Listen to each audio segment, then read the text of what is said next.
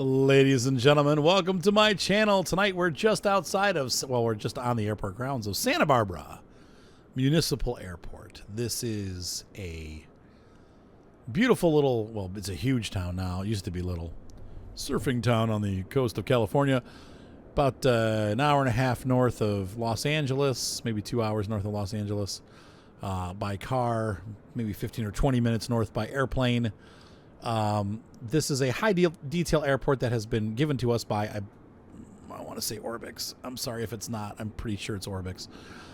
One of many North American airports that they have been developing for us. Attention to detail is fabulous. We have all kinds of hangars and airport facility buildings here that are faithfully recreated. I have not been to Santa Barbara Airport in years, but things like this tower look great. And all the little details surrounding it. Everything on this side of the road is updated, detailed scenery. Once you get across the freeway there, it's Microsoft scenery. So, but once again, I've had some people complain and say, like, you know what, this sucks because in FSX they gave us all of the scenery around the airport and all this other stuff. But here's the thing. The Microsoft Bing scenery is not terrible, and it's actually real to life, which is one of the things I like about it. Now, you have bad stuff like that. That looks terrible. I don't know what they were doing there. But over here, these are all real buildings. They all look like the real places. And so, you know, this is really here. So I think the reason why they haven't given us, like, high detail scenery outside the airports is because they don't really need to, because we have high detail scenery. And honestly, when you're taking off from these runways and stuff, you're not really that close to the ground to see the flaws in the terrible scenery. Anyway, cool stuff here. We have, you know, like an excavator on the property. We have airport hangars. Definitely lots of hangars going on. Maybe for the private airport section, this is like the field or fixed base operations. Maybe a little church for you to pray at before you take off because, you know, if the weather's bad or whatever. Doesn't that look like a church? It looks like a little church. Who knows what that is? It's probably a bathroom or something, but anyway. This looks definitely like a fixed base operation. Probably like some kind of administrative building for the airport. Handicap parking. Like those are the cool details. Sorry, I didn't mean to bash our faces into the ground. Above all aviation, Santa Barbara. So maybe it's a school. That could be a flight training school, that kind of thing. And they're private hangars. That is a train going through my backyard. I apologize. I do live right on the train tracks. Wheeling in Lake Erie. Okay, so moving across here to the next section of airport, we definitely have like the more maybe corporate-looking hangars. Airport Fire Department. We'll take a look at that. And then way over on the other side there, we have the commercial area where the larger aircraft land. And obviously this airport is designed to handle big airplanes, jets, corporate jets, and then even, you know, I don't know that I think they used to have commercial flights coming in here. Since COVID, they probably don't have any, but, you know, COVID's really killed commercial aviation. But after it's all over, hopefully they'll open back up again. But they probably don't get very many commercial airplanes in. But maybe if you're from Santa Barbara, chime in. Here we have the fire department. Definitely some a little bit more corporate-looking hangars. No school of aviation on this side of the airport. This is where the professionals work. All the guys from, you know, Los Angeles, they're signature flight support. Flight school charter, avionics and maintenance, sales office. We have a whole bunch of TBMs parked on the runway. I have not flown. I've been trying to stay out of the glass cockpit aircraft because of the bugs. I know this latest update with 1.8 is supposed to fix that, but I found that it sort of has fixed it. There's still issues. You know, the biggest issue I found is if you advance time, like through the menu, and you go up here and you change the time, it'll make the game run like crap again. Seems like if you don't mess with anything, the game runs just fine. But as soon as you start changing weather, changing time while the game is running, it causes the game to go into stutter mode, which is really frustrating. Here's Garrett Jet Center, Garrett Aviation, so must be where private jets go. So I would say this is the largest airport upgrade that I've purchased. Mainly I fly general aviation, so this airport's a little bit of an overkill for me. I will probably not use it often. Sometimes I get in the mood to fly a private jet, and then we hop over to these kind of airports and use them. But in general, I don't really love flying jets and stuff, because especially the way the game's working right now, it's not smooth enough and it gets choppy, and then you have the autopilots the autopilot isn't working right. So I don't know how soon it'll be before I start utilizing these larger airports, but I'm kind of not buying them. I've been buying the smaller airports because those are kind of like where I fly. I like the general aviation stuff better, but this is still a neat airport, and it's cool to have big time aviation. So here is our Santa Barbara terminal, and we got the parking area for people coming in, and what do they call it, like pay and park or park and fly. I thought this was neat. This is really detailed. These buildings are very nicely done. They actually have interiors. Some of them, this one doesn't, but if you look here at the ticketing area, there's actually like flooring inside, and you can see the ticket counters off there. Look at that. That's really cool. That's detail right there, guys. That's neat. They get the departure boards. This is ground level detail. You could actually probably make a game where you could walk around this. Like this is incredible detail. So I think for me, at least, this airport is a resounding yes. If you're wanting to buy a larger municipal airport and use it for a base of operations or just having fun, this is a very nicely done airport, and it's probably the best one that I've seen so far as the on-the-grounds airport stuff. I mean, they're all good, but this one is just over the top with its terminal. That is really cool stuff. So you could fly a small, you could fly from here to like Seattle, or hit somewhere like Arizona, Las Vegas, and do those kind of flights. Here we have a couple of Airbuses parked with neat green liveries. One thing I'm noticing, though, is I'm not seeing any other airplanes taking off from this airport. Don't know why that is. With Tacoma Narrows, we had airplanes taking off. This one, I haven't seen anybody moving yet. Doesn't mean it doesn't happen. Look at this baggage area with all the stuff parked. So, pretty cool stuff. I'm just really, impressed with the detail, the level of care that went into the design of this airport. They've really put a lot into it.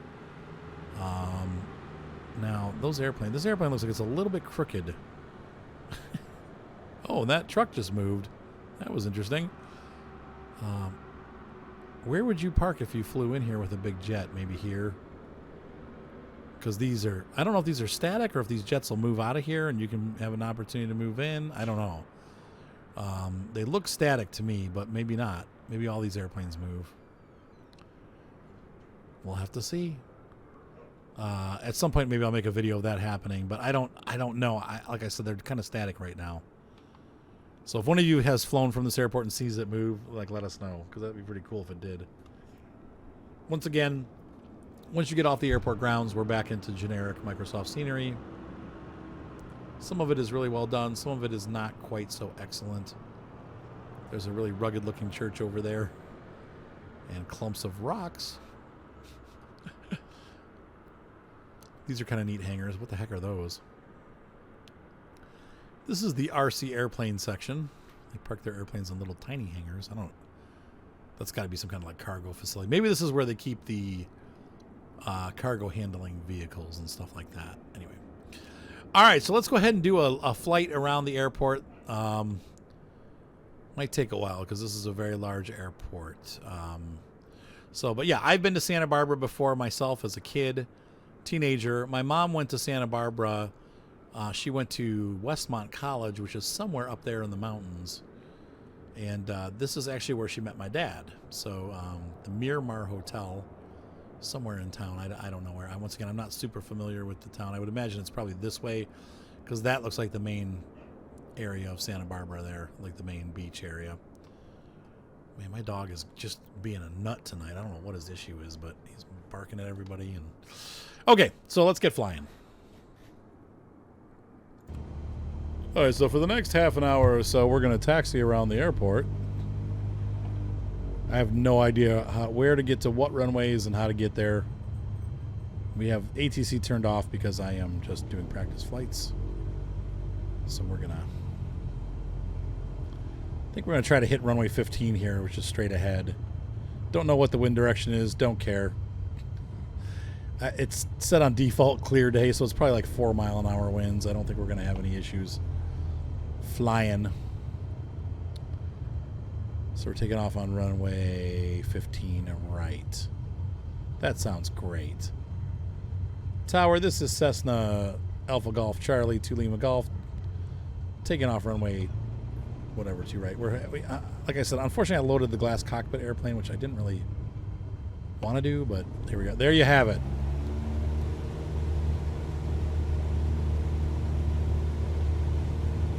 So off we go. Love the different colored tarmacs and stuff. Like, that's one of the cool things about these high detailed airports. They really give us some nice different textures to look at. Wow. Come on, Cessna.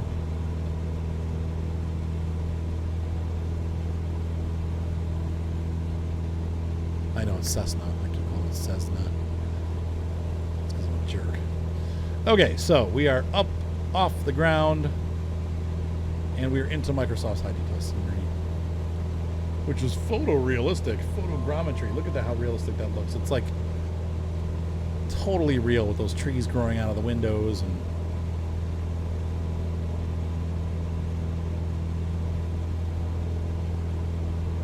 so we're gonna fly out and around. Got to fly north for a little bit. Don't sink. I know. Don't sink. Is that the train station right there? I think that's the Santa Barbara train station, like the rail link. I'm going to turn this way real quick, and then we're going to come back and do that again. Let's go. Yep, that's... I'm pretty sure that's the... No, that's not the rail link. Okay. Once again, I was 16 last time I was here. I don't remember all the scenery, but... Rail link might be inland a little bit more. Somebody from Santa Barbara's like going, oh God, what is this guy talking about? Like, he doesn't even know. Okay, I'm just here to see the airport. All right.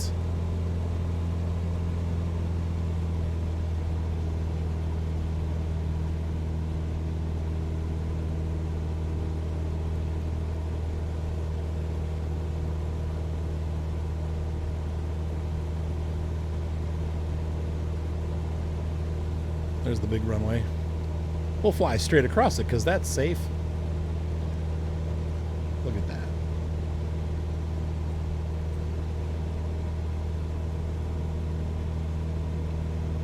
And over on the left, you can see the Vaughn's parking lot.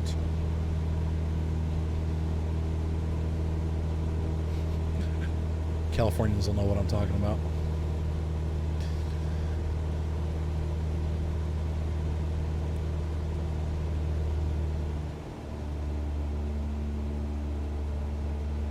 Okay, there's the train line next to the freeway there, so the train station will either be to our right or left. I don't see it. Oh well. This is all photorealistic. Now, that's one of the things I should point out about this airport. We have photorealistic scenery in this area, so that's one cool thing. You can fly over Santa Barbara and actually see Santa Barbara how it really is, because these are really what's there. The buildings that are poorly depicted by the Flight Simulator 3D engine are the actual buildings that are there. They're not just generic 3D objects, but they're paper mache representations of the 3D buildings that are in Santa Barbara. And I think to the left then we get out of that, and those are just generic 3D buildings. But like that line in front of us right there is where that happens. To the right of this road in front of us is the realistic scenery, and to the left is the fake scenery. So there you have it. Cut the throttle back. Flaps down. And we're going to make a landing here at Santa Barbara Municipal Airport on runway 15 right. We are way above glide slope. So we're going to let that sink a little bit. Got my flaps all the way down. We're going about 80, which is a little fast, but that's because I'm sinking faster than whoa. Got a little more sink in there. 500. I know. Okay. But this is a nice long runway, so we'll be fine if we come in hot. Don't want to rip the flaps off, though. We're at the top of the flaps operating safety limits. Whoa. We'll just land on that tree. Okay, so here's 15, and we're going to have to float down the runway a bit because we are... we're bleeding off speed pretty good, but yeah. We're going to put it down on the other side here. Wink.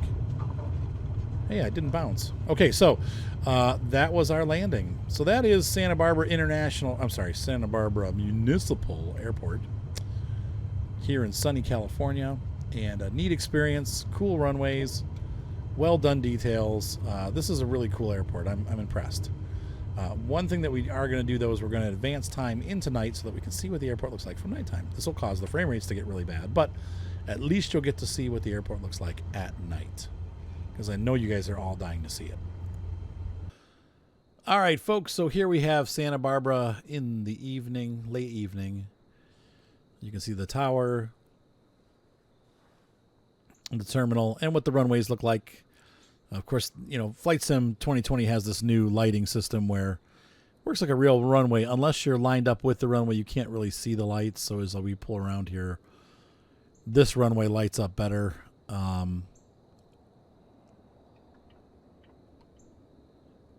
The other runway looks like it has nothing on it, but when you pull over to that side of the airport, then that one lights up. So, and that you can't see this one, and that's on purpose.